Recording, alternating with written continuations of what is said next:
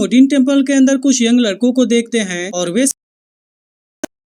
भी थे। फिर इसमें से एक लड़का कहने लगता है कि हाओ चेन ने तो पूरे एक्सर्सिज्म पास को बचा लिया और मैंने सुना कि वो भी हमारे ही टाउन से है और इसके अलावा मेरी मदर बता रही थी कि उसकी फैमिली भी यहीं पर रहा करती थी। तब इसके बारे में सुनकर बाकी लड़के भी एक्साइटेड हो जाते हैं और फिर वे अपने मास्टर से पूछते हैं कि क्या आप उसको जानते हैं। लेकिन अब इनके इतने शोरगुल के वजह से वो मास्टर इनके ऊपर गुस्सा हो गया था और कहने लगता है कि तुम सभी यहाँ पर बहुत ज्यादा शोर मचा रहे हो। लेकिन अब इतनी बात कहने के बाद वो मास्टर मुस्कुराने लगा था और फिर वो इनसे कहता है कि अगर तुम अपने यंग हीरो लोंग हाओ चेन से मिलना चाहते हो तो फिर सबसे पहले तुम मुझे ये बताओ कि आखिरकार तुम नाइट क्यों बनना चाहते हो। तब इस पर वे सभी लड़के एक साथ कहते हैं कि इंसानियत और अपने रिलेटिव्स को बचाने के लिए। वहीं दूसरी तरफ हम देखते हैं कि ये हुआ मास्टर हान के पास में आया हुआ था, जहाँ पर मास्टर हान कहता है कि इस बार के एक्सर्सिज्म पास के जीत में सबसे बड़ा कंट्रीब्यूशन हाओ चेन का है। फिर इसके बाद वो यहुआ से कहता है कि तुमने उसे बहुत ही अच्छे से ट्रेन किया, जिस पर यहुआ उससे कहता है कि हाओ चेन तो सच में काफी टैलेंटेड है और इसीलिए आने वाले समय में उसका अचीवमेंट और भी ज्यादा बड़ा होगा। तब इसकी बात सुनकर मास्टर हान कहता है कि आने वाले कुछ सालों में अलायंस का फ्यूचर उन्हीं यंग लोगों के हाथ में होगा। और फिर इसके बाद वो यहुआ से कहता है कि कल तक वे लोग भी आ जाएंगे, लेकिन क्या सच में तुम उससे नहीं मिलना चाहते।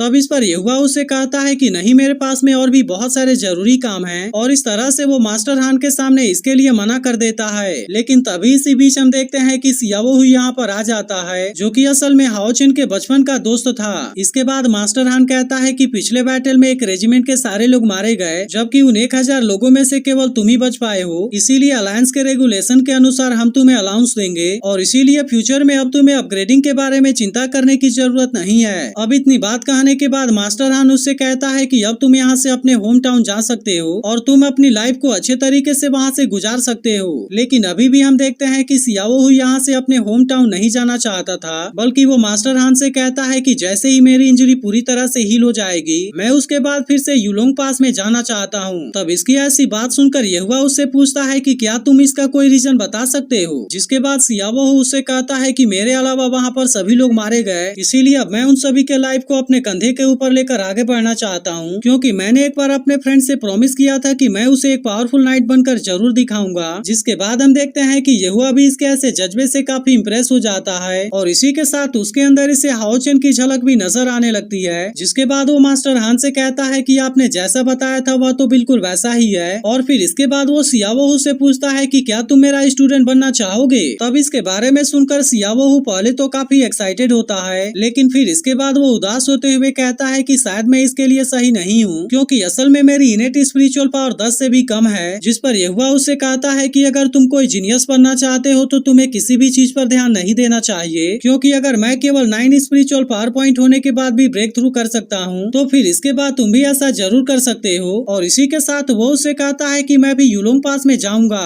अब इतनी बात कहने के बाद वो सियाओ से पूछता है कि क्या तुम एक नए ग्रुप को नहीं बनाना चाहते। जिसके बाद हम देखते हैं कि इसके बारे में सुनकर सियाओ काफी खुश हो गया था और इसी के साथ वो इस चीज के लिए यहुआ और मास्टर हान को थैंक यू भी कहता है। तभी मास्टर हान उससे कहता है कि अब युलोंग पास का फ्यूचर तुम्हारे हाथों में है और इसीलिए मैं उम्मीद करता हूँ कि जिन सोल्जर ने भी इसके लिए सेक्रीफाइस दिया था तुम उनको निराश नहीं होने दोगे। वहीं दूसरी तरफ हम देखते हैं कि हाओ चेन की टीम होली सिटी में वापस आ गई थी, जहां पर सिमासियान इस बात से सबसे ज्यादा एक्साइटेड होता है। जिसके बाद हम देखते हैं कि यहाँ पर एक सोल्जर इन सभी का वेलकम करता है और फिर वो इनसे बताता है कि अलायंस ने आपके आराम करने के लिए एक विला अरेंज किया है। जिसके बाद हम देखते हैं कि इसके बारे में सुनकर लिसिन भी काफी खुश हो गया था और वहीं चेन कहने लगती है कि फाइनली मैं यहाँ पर आराम से सो पाऊंगी। इसके बाद हम देखते हैं कि लीडर आपसे मिलना चाहते हैं। तब इसकी बात सुनकर हाओ चेन शायर से कहता है कि तुम अंदर जाकर आराम करो और तब तक मैं कुछ देर में अलायंस के लीडर से मिलकर वापस आता हूँ। इसके बाद अगले सीन में हम देखते हैं कि हाओ चेन थैंक यू कहना चाहता हूँ, क्योंकि इसके वजह से ही हम डीमन गॉड को इतनी आसानी से हरा पाए। तब इसकी बात सुनकर मास्टर यांग मुस्कुराते हुए उससे पूछता है कि तुम थ्रोन ऑफ सेनिंग को कंट्रोल करने के बारे में कैसा फील करते हो। तब इस पर हाओ चेन उससे कहता है कि इसके वजह से मेरे अंदर अनलिमिटेड करेज और होप आ गया था और इसके अलावा वहाँ के बाकी लोग भी इससे काफी इंस्पायर हो गए थे।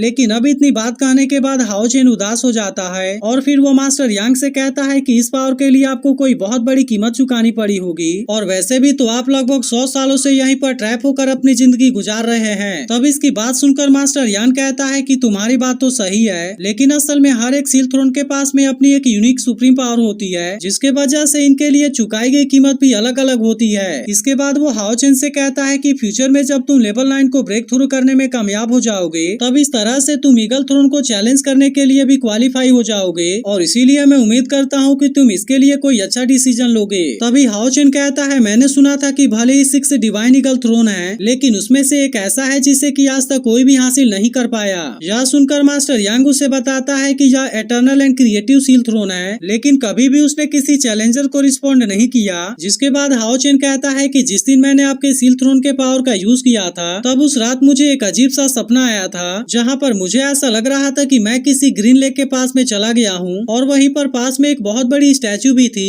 जिसे कि टॉप वाले हिस्से को मैं नहीं देख पा रहा था। लेकिन इसी के साथ उस स्टैचू के पीछे एक स्टेयरकेस भी था, जहाँ पर मैंने एक साइन करते हुए थ्रोन को देखा था। अब इतनी बात कहने के बाद वो मास्टर यांग से कहता है, मुझे ऐसा लगता है कि मेरा गोल यही है। जिसके बाद हम देखते हैं कि इसकी बात सुनकर मास्टर यांग मुस्कुराने लगा था, और फिर हाओ चेन वहाँ से चला जाता है। लेकिन तभी हम देखते हैं कि मास्टर यांग हाओ चेन के टैलेंट से काफी इंप्रेस हो गया था, और फिर वो कहने लगता है कि हाओ चेन तो हम सभी से बहुत आगे है, क्योंकि पूरे सील नाइट में ऐसा कोई नहीं है जिसने कि थ्रोन को एडवांस में ही समन कर लिया हो। तभी हमें पता चलता है कि हाओ चेन का फादर सिंगयू भी यहीं पर था, और वो मास्टर यांग से कहता है कि आखिरकार वह तो मेरा बेटा है। जिसके बाद मास्टर यांग उससे कहता है कि एक बार तुम उससे मिल क्यों नहीं लेते। तब इस पर सिंगयू कहता है कि अनेंडा के साथ में बहुत ही जल्द बैटल होगा, लेकिन फिर इसी के साथ हमें पता चलता है कि अनेंडा के साथ में सिंगयू का कई बार बैटल हो चुका है, लेकिन अभी तक दोनों में से कोई भी इसमें नहीं जीत पाया, और अब सिंगयू को ऐसा लग रहा है कि इस बार उनका बैटल एंड हो जाएगा। इसीलिए मैं नहीं चाहता कि तब तक हाओ चेन को मेरे बारे में चिंता हो। इसके बाद हम देखते हैं कि सिंगयू इसे कोई चीज देता है और कहता है कि सही समय आने पर इसे हाओ चेन को दे देना। लेकिन इस पर मास्टर यांग उससे कहता है कि यह चीज उसे तुम्हें ही देना चाहिए था। जिस पर सिंगयू कहता है कि शायद यही आखिरी चीज मैं उसे दे पाऊंगा, और इसके बाद एपिसोड यहीं पर एंड हो जाता है। तो अगर एक्सप्लेनेशन अच्छी लगी हो तो वीडियो को लाइक जरूर कर देना, और अगर आपने इसके पिछले पार्ट को मिस कर दिया हो तो लेफ्ट वाली वीडियो जरूर देख लेना।